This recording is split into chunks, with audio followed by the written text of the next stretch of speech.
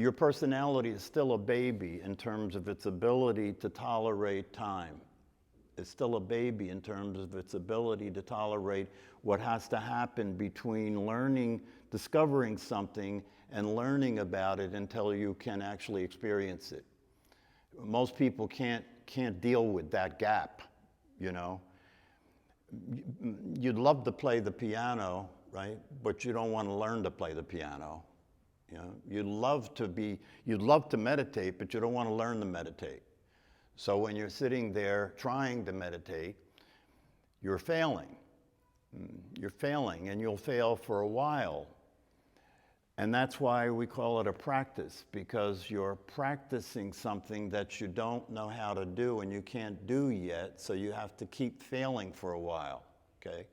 When I first learned how to play tennis, I went out there and I watched people playing tennis just like I watched people playing the piano, and I watched people playing drums, and I thought, that doesn't look too hard. They look like they're doing it pretty easily, right? So I must be able to do it too, right? Well, if you ever play tennis and you pick up a tennis racket and you go on a tennis court, right, you'll find out that you don't know how to play tennis, right? Yeah, if you sit down at a piano and you try and play music, you'll find out you don't know how to play a piano. If you sit down to meditate and you try and meditate, you'll find out you don't know how to meditate.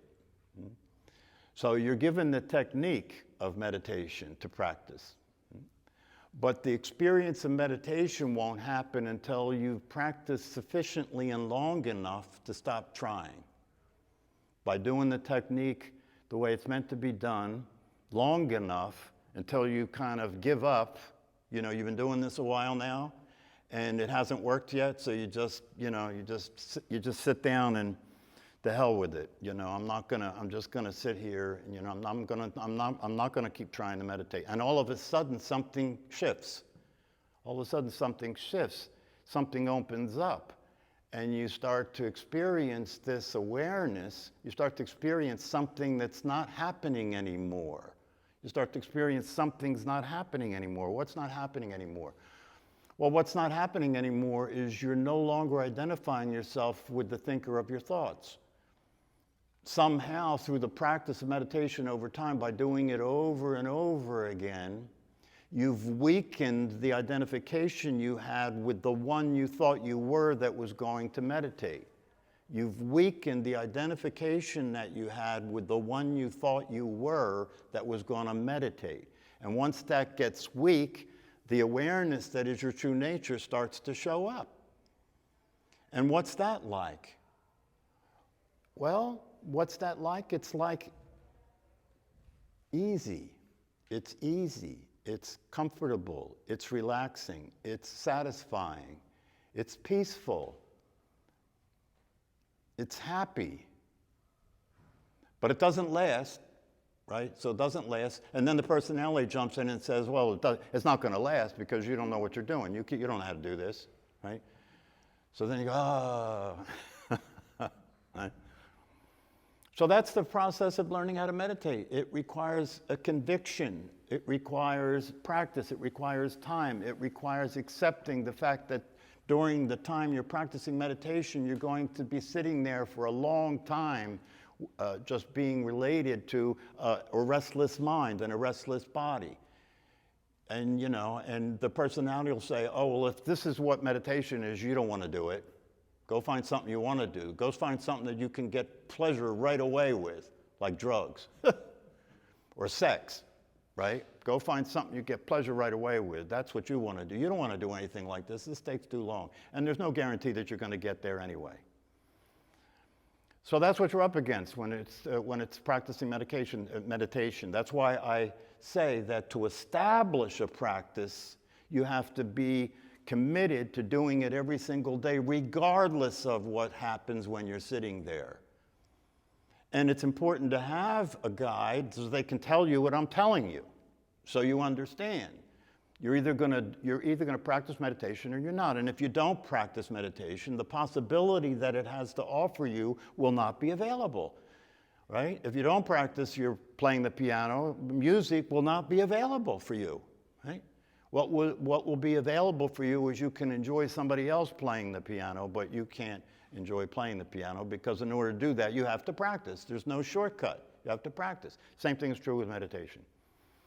And for those of you who understand what I'm saying, and because of that maintain a commitment and a conviction to the practice of meditation, over time you start to feel something's loosening up. Something starts loosening up. You may even have times during the practice, or you may even have times in your life where you have spontaneous happiness. That's weird, you know. I've had people tell me, man, today I just felt happy. I smiled. I felt so happy I was moved. Tears came down. And I don't know why. I don't know why I was happy. It wasn't because I won the lottery. It wasn't because anything happened in the world that I was happy. I was just happy. Well, that's your natural state. You see, that's what it's like to be you without thinking. That's what it's like to be you without the conditioning that is running, that is overplaying, that's covering up your true nature, that's covering up the natural state that's always available for you to experience. You know, everybody in life is committed to avoiding suffering, right? Nobody wants to suffer. You know, your commitment is to avoid suffering. You know, so whenever something comes up that is uncomfortable, you try and avoid it. You try and control it. If it's a physical discomfort, you take painkillers, take medication. If it's a mental discomfort, you take psychological or psychiatric medication. Change your mind, change your body, right? Stay in control of it, you know, don't let it get out of control, you know, so that you don't have to suffer. Well, you know, it's very interesting when you really start to learn about the truth and you find out that there is no such thing as suffering. Check it out. There is no such thing as suffering. Well, what the hell does he mean by that, right? Can anybody here show me suffering in the world? Well, I'll just make it easier. Can anybody here show me suffering in the room?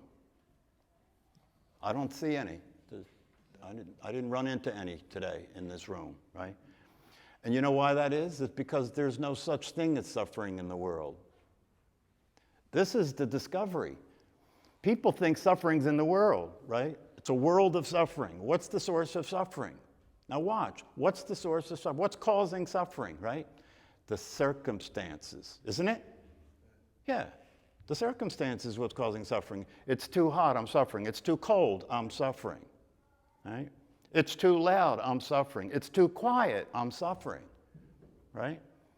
I touched something that was hot. It hurt, I'm suffering. Right? It's the circumstances. So our commitment is to controlling the circumstances, then we'll control suffering. Well, wait a minute, but if there's no suffering in the world, you're never going to succeed. Well, where's suffering at? Where's the suffering at? The suffering is a function of you're having a version of life and a version of reality that's inconsistent with what's happening.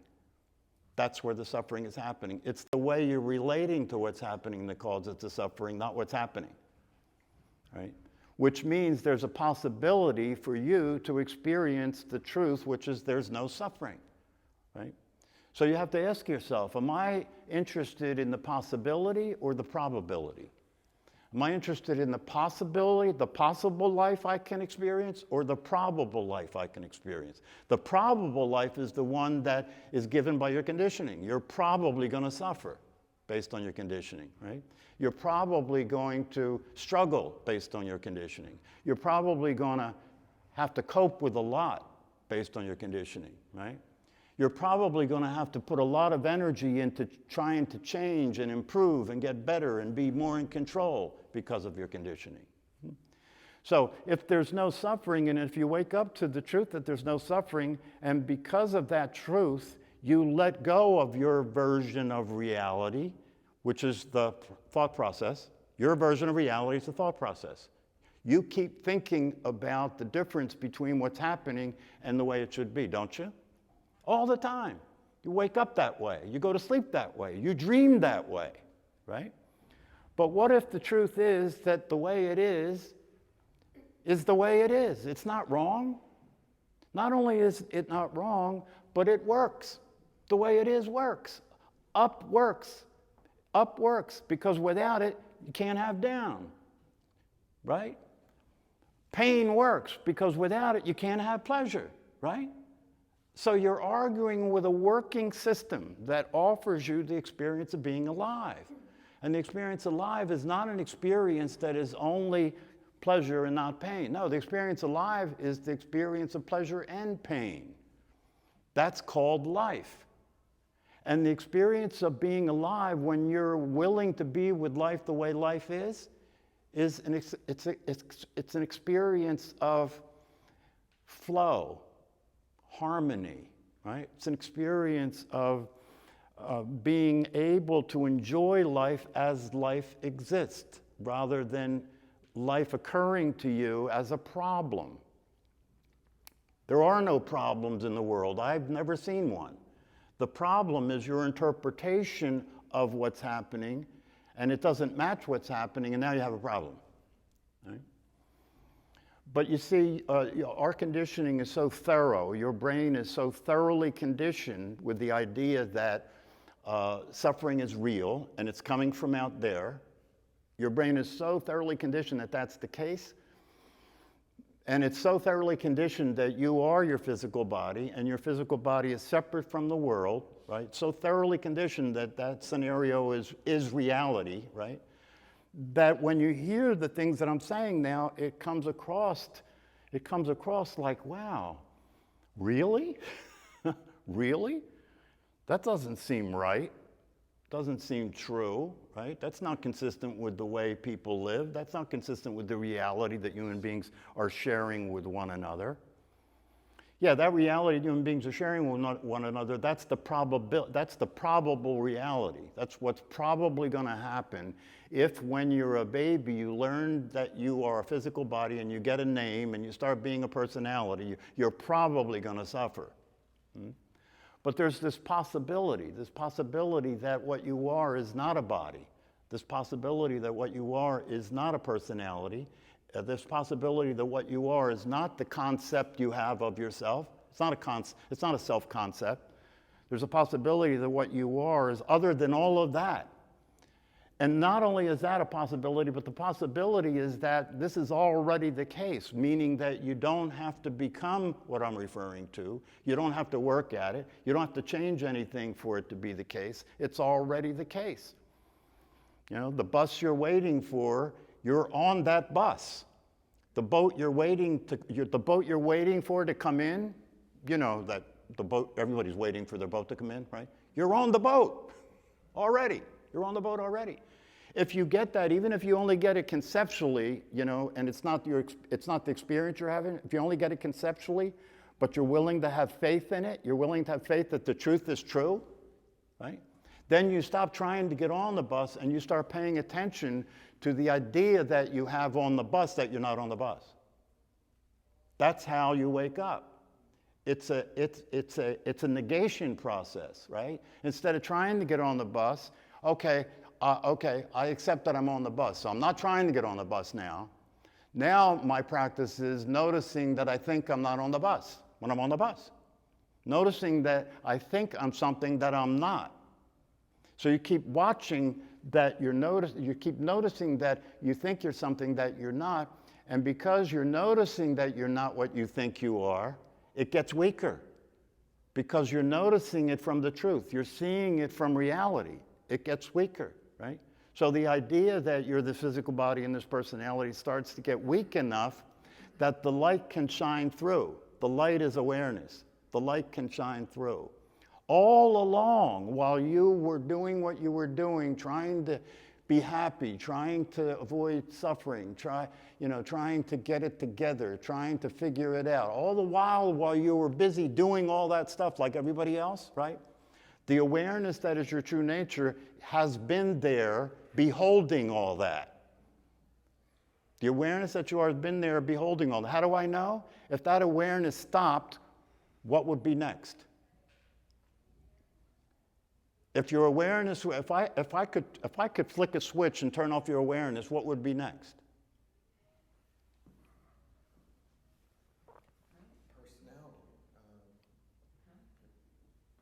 How could there be a personality without awareness?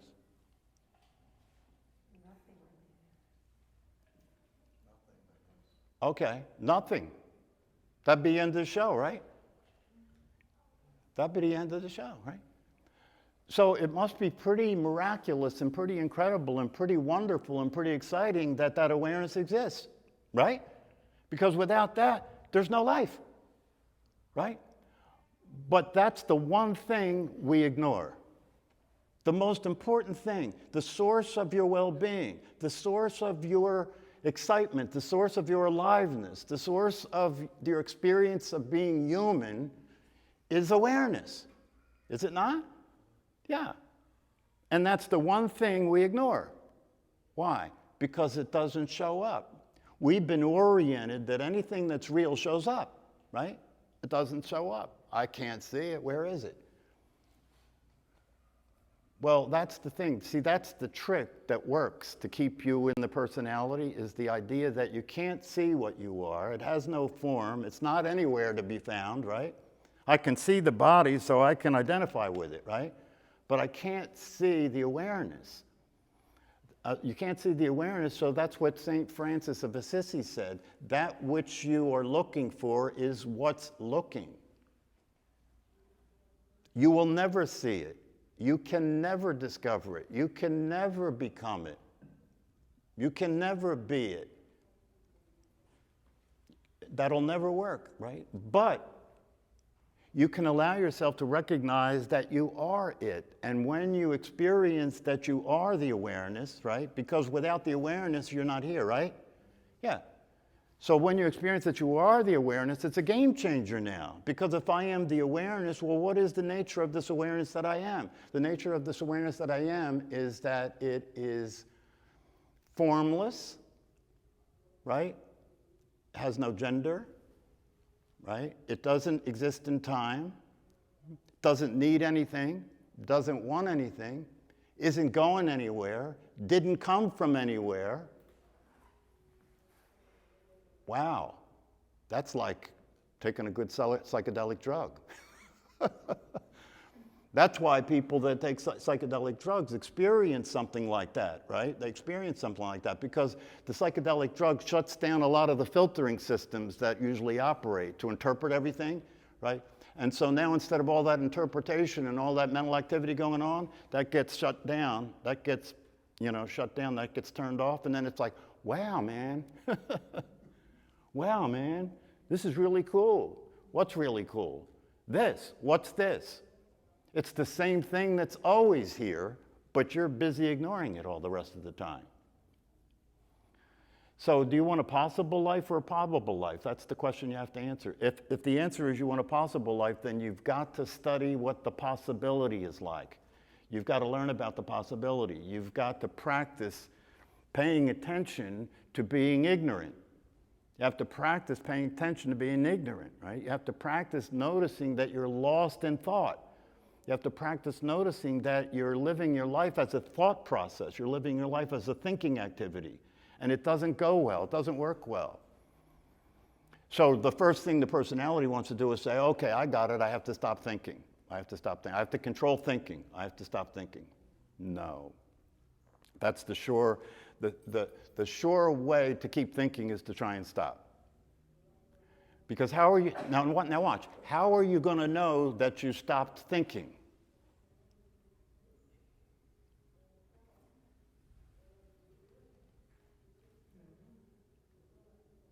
Come on. How are you going to know? How are you going to know if see the personality, what's that? You never stop thinking. You don't identify with it, but See, this is one of those things that's so subtle that it's easy to miss, right? Right? How do you know that you stopped thinking? You think that you stopped. Don't you? Isn't that the only way to know? Well, then you didn't stop. so right, you never stop thinking, right? Yeah.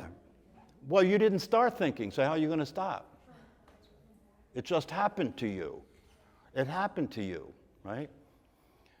So these are the kinds of things that you need to study the teaching about so you can come out of the craziness. You can come out of these beliefs. It's beliefs. Most people think that what they believe is what's true. No, it's what you believe. It's not what's true. And the reason you're believing it is because you can't know it directly, so you've got to believe it. You can't know it directly, so you've got to believe it. You can't know who you really are directly, so you have to believe what I'm saying, right?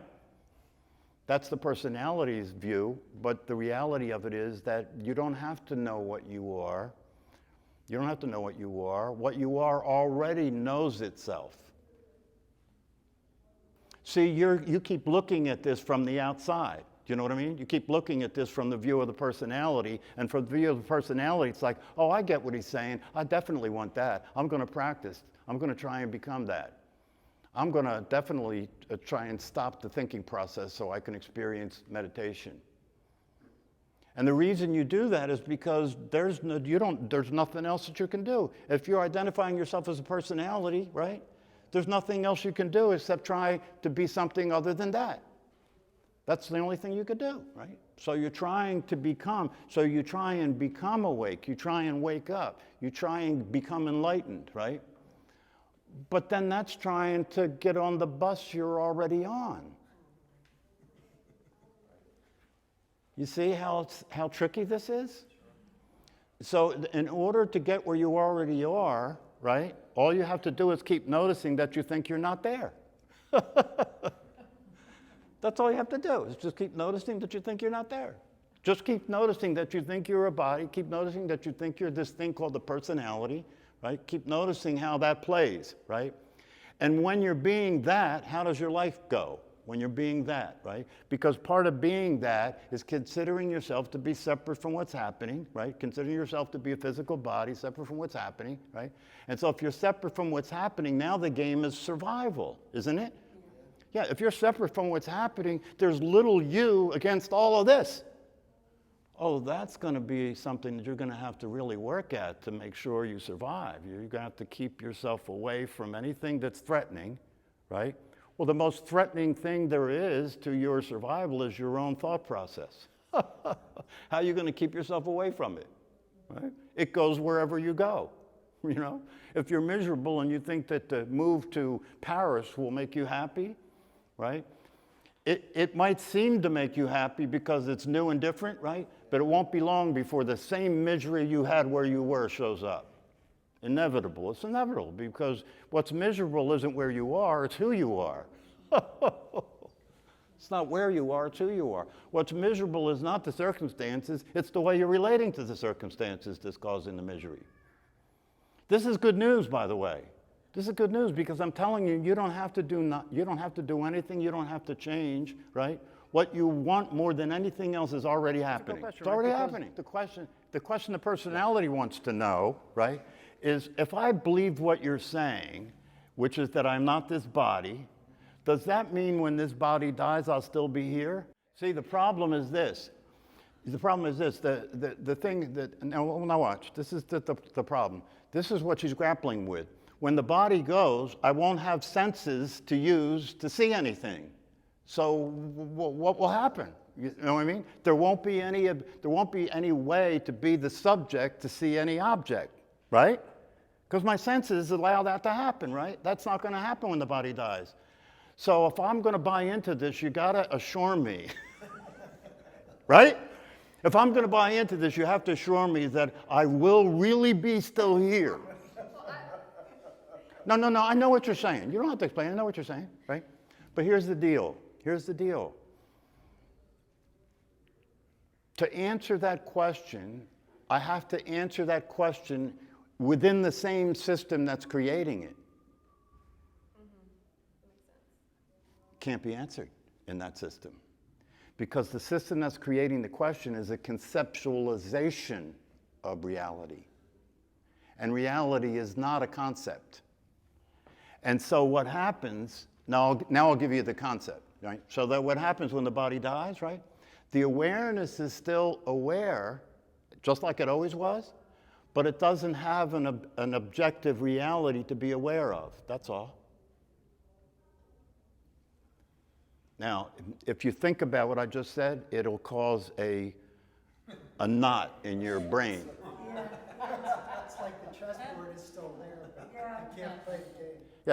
If you try and think about what I said, it'll cause a knot in your brain, right? Because you can't conceptualize that which is not conceptual. So you can't imagine what it would be like to be awareness without any objective world to be aware of. That's why awareness, this is a hunch, that's why awareness allowed itself to come into a human life and be in a human body, right? So it could have an objective world to be aware of. See, this is, so the bottom line is this. There's nothing to worry about. Nothing. When the body dies, nothing will change. Nothing will change. There may not be an objective reality, right? But what you are is still what you are, right? And if you try and understand that conceptually like an experience, oh yeah, but what will I experience? You see what I'm saying?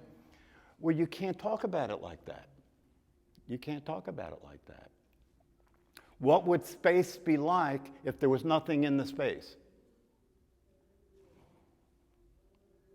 That gives you another knot in your head, right? Yeah, so don't worry about it. Don't worry about it. Don't see it that way. I think that there's a chance that you may wake up. You know why? Because you already are awake. It's a stupid situation. It's a stupid situation. Look, here's the deal. If I could snap my fingers and you would be aware of the truth, right? It would be absolutely clear what the truth is to you. You would just relax and enjoy yourself. That's what would happen, okay? Right? Now, whether you're aware of the truth or not, it's still true. So relax. You know, if death isn't real, it's not real for you right now, even if you think it's real. So relax. You can do that. You can cheat the probable reality by just relaxing anyway. One of the things Thich Nhat Hanh said is a cloud never dies. And he was talking about himself and you. A cloud never dies. That's an interesting thing to consider, right? What is a cloud? It's just like a wave. It goes away. Yeah, but really, what is a cloud? It's water. It's water. It just changes form, right? But it never dies. Never comes into existence and never goes out of existence. It just changes form. That's all. And that's the same thing as you and me. Doesn't come into existence, doesn't go out of existence, just changes form. You know? I mean, if you actually look, and when I say if you look, I'm not talking about you, the person looking, right? I'm actually talking to who you are about you, right? And if who you are looks, right, you will see yourself. If who you are looks, you will see yourself. What will you see? Nothing. When will you see it? Never. And that's the eternal moment. That's the eternal moment. You're seeing yourself all the time. How are you seeing yourself all the time? You're seeing yourself all the time by being yourself, seeing the manifestations of you called the world. That's how you're being yourself all the time. So the thing about it is the teachers are telling good lies. The teachers are, as Rupert Spira says, making concessions, okay? I'll talk to you in a conceptual way because that's the only way you'll understand anything that I'm talking about. But what I'm talking about is not that at all. Don't confuse the finger pointing at the moon for the moon. So there's a possibility here, but in order to realize the possibility, you've got to let go of trying to get it because it's beyond that. It's beyond that. And it's already the case, and you are it, and so you can begin to be the possibility instead of suffering the life of a probability, suffering the life of a personality. But it's not going to happen by itself. Well, it is happening by itself, really, but your experience of it as a person is not going to happen by itself. You've got to dream your way free. You've got to dream your way out of the dream. You've got to practice not being what you're not long enough for it to take hold. You hear that? You got to practice not being what you're not long enough for it to take hold. And when it takes hold, the possibility will reveal itself. What you are will be obvious. You know, when you wake up, one of the ways you can tell that you woke up is that you don't have any questions anymore. Everything is obvious. Everything is obvious. Everything is the way it is. It's not the way it's not. That's perfection. Perfection stops being an achievement and it starts becoming something that is just the way it is. Perfection is just the way it is. What does that mean? It's the way it is. It's perfectly like that all the time, isn't it? So if you want to experience the perfection of existence, if you want to experience the perfection of your true nature, right? All you have to do is stop trying to get somewhere you already are. Or like my friend Paul says, you know, stop trying to get out of something you're not in. Stop trying to become something you already are. It's a negation process. It's not something that's going to happen. It's something that's been happening all along. And so the practice of meditation is the practice breaking free from the illusion, breaking free from the thinking activity, and understanding that thoughts are not facts. Thoughts are not reality.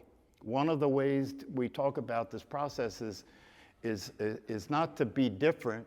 No, not to be different. Just be real. Get real. Be real. Be what you actually are. And what you actually are is the awareness. No matter what you think. You can think whatever you want to think. You can keep trying to use thinking as a way of being in this world, and it'll wear your ass out. It'll wear you out. It'll make you tired. It'll make you depressed. See, you can't get out of the lie. See, the only way you can hear this as a person is to think that you as a person are content. That's not the case. Contentment is a quality of the nature of awareness, right? But you're not being that. You're trying to be that as what you think you are. And that will never work. Enlightenment is a fraud. Enlightenment is a fraud. Who's going to be enlightened? Let's end the class on that. No, but it's a necessary thing. You see, it's a necessary thing, right? It's a necessary thing because you got to give the personality something to aspire to, or it won't even play, right? You got to give you a carrot to chase, or you won't even play, right? But when you wake up, you realize that enlightenment was a fraud. It was a joke. It was a joke. If the definition of enlightenment means that you wake up to your true nature, you wake up to who you really are, well, you were always that. You can't wake up to who you are. You were always that. So how can you be enlightened? Enlightenment is just talking about what's already true to the personality that doesn't think it's true yet. Enlightenment is talking about what's already true to the personality who doesn't think it's true yet. And so you have to talk to the personality about that to motivate them to practice meditation so they can become what they already are and have always been.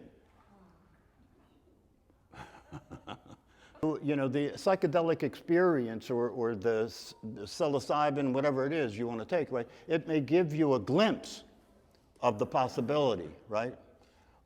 But unless after that you realize, you know, that this possibility is already the case, it'll be worse. It'll be worse. Now your life is about getting high. All right, before this gets any worse.